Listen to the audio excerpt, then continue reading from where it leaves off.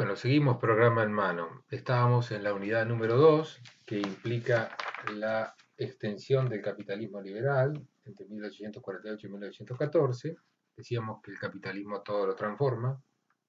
que es la fuerza dinámica por excelencia, que constituye nuevos actores sociales y que es concomitante esta expansión capitalista, esta expansión imperialista. En algún momento se va a decir que las potencias empiezan a competir entre sí por una búsqueda de nuevos mercados o para exportar capitales, porque es tanta la riqueza que se acumula o es tanta la riqueza que se apetece con la revolución de los transportes, con un mundo que vive su primera ola de globalización, podríamos aceptarlo anticipadamente, aunque no se usaba tanto ese término en ese momento, muy en boga hoy. El auge de las naciones, del nacionalismo, las distintas etapas del nacionalismo, son todos estos temas que están dentro de ese saco. Y también el tema de la democratización de las sociedades. La democratización de las sociedades, esto quiere decir la progresiva aceptación de la democracia pluralista, liberal, como forma principal o tendencial a la cual se encaminan la mayor parte de las regiones centrales del mundo y también las periféricas, tarde o temprano diríamos, en algunos lugares tan tarde que no ha llegado nunca, eh, todo en historia es relativo, pero sí se marcan algunas tendencias, es algo que un proceso que se finaliza, se consolida con el fin del siglo XIX y con el comienzo del siglo XX, luego de la Primera Guerra Mundial. Ese proceso va a tener un tratamiento específico por parte de nosotros, pero junto con la actividad del Estado en educar al soberano en términos no religiosos y en términos laicos en general, científicos. No hay que olvidarse que la burguesía ilustrada tiene un acompañamiento fuerte de parte de todo una ideología que tiende a separar al hombre de la superstición y del, digamos, atraso y de lo que se veía, y seguramente era en buena medida, como síntomas de rémoras en el progreso.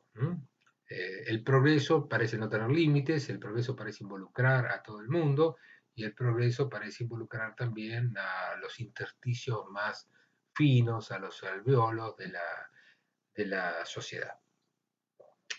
Eh, un proceso muy diferenciado socialmente, por supuesto, como vamos a tender a ver, pero progresivamente homogéneo culturalmente, desde el punto de vista de las ideologías y de las tendencias ideológicas seculares que están en boga en este siglo XIX. El liberalismo y su gran contendor, que no es menos laico, el socialismo. Más allá de esto, tendemos a mirar este fenómeno de la extensión del capitalismo liberal en toda su diversidad como un todo en esta unidad que acabo de relatar. La siguiente unidad tiene el gran título de continuidades y rupturas en el nacimiento del nuevo siglo, porque acá tenemos un gran problema que es el fin del siglo XIX, el fin de un siglo XIX largo, como hemos dicho en algún momento, largo porque comienza mucho antes de lo que debió haber comenzado y termina después de lo que debió, entre comillas, haber terminado. Hermenéuticamente, interpretivamente, termina con 1914, con la Primera Guerra Mundial. Y la Primera Guerra Mundial implica una ruptura muy considerable, tan considerable que le dedicamos toda una unidad a todas las cosas que pasan alrededor de la Primera Guerra Mundial. En primer lugar, a su carácter imprevisible. En segundo lugar, a su carácter indetenible, porque aún los que comenzaron la guerra no sabían cómo hacer para pararla. En algún momento se autonomizó la guerra, independientemente de que le haya convenido a uno o a otro. Esto introduce un problema central en la interpretación histórica que, en la cual lidian las teorías del imperialismo, que dice que bueno, a la guerra se llegó por competencia imperialista, más o menos puede sostenerse, hay argumentos en favor de eso, pero ¿cómo se sostuvo la guerra? ¿Cómo Europa, digamos, participó de ese suicidio colectivo que además terminó con el eco de una revolución en Rusia, ¿no? Que es una de las consecuencias de la Primera Guerra Mundial? Bien, los títulos aquí son son varios, quiero decir. Posibilidades interpretativas y periodizaciones alternativas sobre el siglo XX, es un tema que se lo resumo de la siguiente manera. Si para el siglo XIX tenemos una periodización más o menos basada en una unidad de criterio basado en la didáctica de la historia social,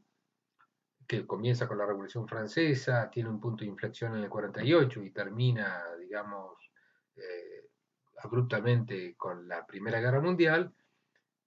Con el siglo XX tenemos la dificultad de que la mayor parte de nuestras periodizaciones dejan de estar basadas en esta idea de la evolución de la sociedad, que puede tener las características ideológicas que se quiera, pero que en definitiva se afincan en una certeza que es, hay algo que está avanzando, hay algo que está desafiando eso que avanza y hay algo que se resuelve de una manera competitiva, progresiva, abarcativa. Esa es la lógica, esa es la dinámica de, eh, del sistema en este momento. Bien, entonces, para el siglo XX no tenemos eso. Porque para el siglo XX no tenemos el relato de una clase que se está afirmando, que es la burguesía, versus una clase que está emergiendo, que es el proletariado, que probablemente sea un relato que ya no nos satisface porque han ocurrido demasiadas cosas para que nos genere sospecha esa abarcativa consideración, pero que sobrevive con éxito porque hay importantes obras en ese sentido y además tiene una lógica y una coherencia interna que todavía no ha tenido rivales en cuanto a su, digamos, poder comprensivo de la historia. Fundamentalmente el marxismo es una cosa que reina mucho sobre ese territorio porque fue portador de una teorización lo suficientemente sofisticada y abarcativa como para que se siga discutiendo a nivel historiográfico de una manera, digamos, importante todavía, o por lo menos presente. Bien, ustedes fíjense que no se discute teóricamente en el mundo sobre proyectos revolucionarios marxistas, pero sí todavía esto no a nivel de credo político, sino a nivel de instrumento teórico y metodológico, sigue teniendo un poder importante a la hora de analizar la realidad. Ahí tenemos una brecha importantísima que probablemente se cierre el día en que triunfe una revolución de esas características predichas, o probablemente se cierre cuando encontremos un nuevo paradigma para analizar el pasado, porque no puede haber sido tan eficaz para analizar el pasado y tan iluminador del siglo XIX y tan falso en sus predicciones como ha demostrado tener. Después me voy a hacer alguna referencia a eso en el próximo video. Bueno, terminamos con esta idea de las continuidades y rupturas en el nacimiento de un nuevo siglo con todas las novedades que implica la extensión de la democracia que sobreviene a la guerra, pero una guerra que no necesariamente había sido librada en favor de la democracia, aunque buena parte de las potencias que más afinidad tenían con la democracia hayan estado en el bando de los rivales de Alemania, que en el fondo también es uno de los grandes perdedores de la guerra, ¿no? De la Primera Guerra Mundial. Y ahí comienza el problema al día siguiente de la guerra de cómo se refunda la Europa burguesa, de lo difícil que es gobernar luego de haber mandado a la población a la batalla, y de la crisis y el descrédito de las dirigencias y de la dificultosa recomposición de un equilibrio con una situación de guerra mundial que duró muchísimo tiempo. Pero aquí finalizo y sigo con la siguiente unidad.